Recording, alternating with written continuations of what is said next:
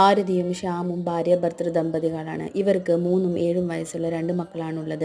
ഇവരുടെ ഒരു പ്രേമവിവാഹം തന്നെയായിരുന്നു. പ്രേമിക്കുമ്പോഴുള്ള ശ്യാമിനെ ആയിരുന്നില്ല പിന്നീട് കല്യാണത്തിന് ശേഷം ആരതി കണ്ടത്. ക്കുന്ന സമയത്ത് മിക്ക ലവേഴ്സും അവരുടെ നല്ല സ്വഭാവം മാത്രമേ പുറമെ കാണിക്കുകയുള്ളൂ. പിന്നീട് കല്യാണം കഴിക്കുമ്പോഴാണ് തനി സ്വഭാവം പുറത്ത് കാണിക്കുന്നത്.